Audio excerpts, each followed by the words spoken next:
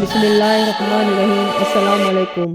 حضرت امام جعفر صادق علیہ السلام نے فرمایا ہے کہ جب خدا نے ارواح کو پیدا کیا اور ان کو ایک جگہ جمع کر کے فرمایا کہ تمہارا پروردگار کون ہے، تو سب سے پہلے رسول خدا صلی اللہ علیہ وآلہ وسلم اور امیر المومنین علی علیہ السلام اور ان کے فرزندوں میں جو امام ہیں یوں گویا ہوئے کہ تو ہے ہمارا پروردگار۔ بس خدا نے اپنے علم اور اپنے دین کو ان کے حوالے کر دیا اور فرشتوں سے فرمایا کہ یہ ہستیاں میرے علم اور دین کی حامل اور امین ہیں، انہی سے علوم حاصل کرنے چاہیے۔ اس کے بعد ذریت آدم علیہ السلام سے خطاب کیا، جن میں پیغمبر بھی شامل ہیں، کہ اے فرزندان آدم، میری ربوبیت کا اقرار کرو اور ان ہستیوں کی ولایت اور محبت کا اقرار کرو۔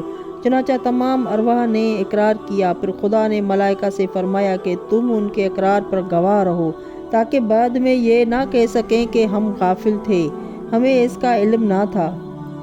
حضرت امیر المومنین علیہ السلام فرماتے ہیں کہ خداوند عالم نے نور محمدی سے 20 دریائے نور پیدا کیے اور نور محمدی نے ہر دریا میں غوطہ لگایا۔ جب آخری دریا سے آپ کا نور باہر آیا تو خدا نے فرمایا کہ اے میرے محبوب، اے پیغمبروں کے سردار، اے اول و مخلوق اور اے آخر رسول، تو ہی شفیع روز جزا ہے۔ پس وہ نور سجدے میں چلا گیا اور جب سر اٹھایا تو 1,24,000 قطرے اس نور سے گرے۔ خدا نے ہر قطرہ سے ایک نبی پیدا کر دیا، یعنی جتنے انبیاء علیہ السلام ہیں وہ آن حضرت صلی اللہ علیہ وآلہ وسلم کے پسینے کے قطرے ہیں۔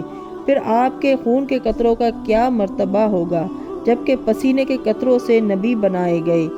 جناب جابر بن عبداللہ انصاری کہتے ہیں کہ میں نے رسول اللہ صلی اللہ علیہ وآلہ وسلم سے پوچھا کہ سب سے پہلے خدا نے کیا بنایا؟ آپ نے فرمایا کہ تیرے نبی کا نور۔ اے جابر، خدا نے پہلے اس نور کو بنایا، اس کے بعد ہر شے پیدا ہوئی، اور جب اس نور کو پیدا کیا تو مقام قرب میں 12,000 سال رکھا، پھر اس کو 4 حصے کیا۔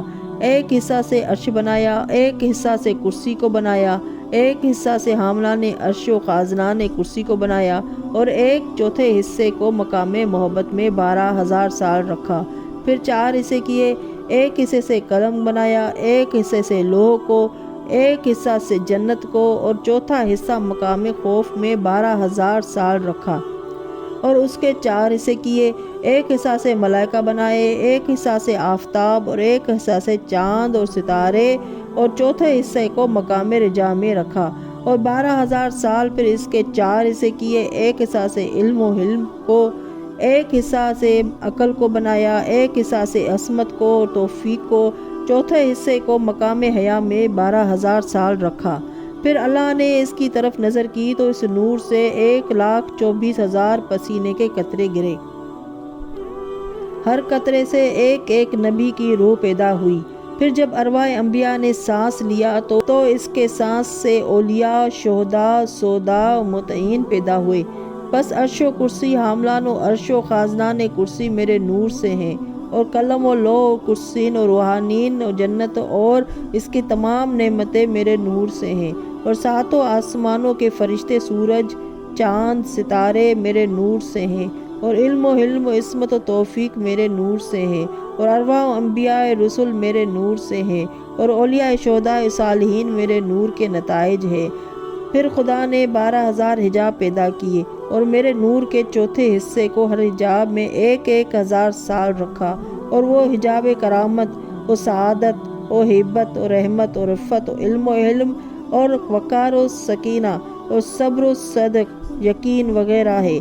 جب ان حجابوں سے نور کو نکالا تو اس نور سے مشرق و مغرب روشن ہو گئے، جیسے اندھیری رات میں چراغ۔ پھر خدا نے آدم کو پیدا کیا، پھر ان کے صلب میں نور کو رکھا، جس سے ان کی پیشانی اور ان کا انگوٹھا چمک اٹھا۔ آدم علیہ السلام نے پوچھا، یہ کس کا نور ہے؟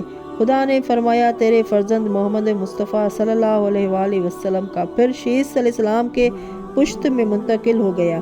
پھر خدا نے اسی طرح ایک پاک پشت سے دوسری پاک پشت میں منتقل کیا، یہاں تک کہ صلب عبداللہ میں پہنچا، پھر میری ماں آمنہ کے شکم میں پہنچا۔ پھر مجھے خدا نے ظاہر کیا اور مجھے خاتم النبیین سید المرسلین بنایا۔ اللہم صلی علی محمد وآل محمد، تمام انسانوں کی طرف رحمت للعالمین بنا کر بھیجا۔ اے جابر تیرے نبی کی خلقت اس طرح ہوئی ہے۔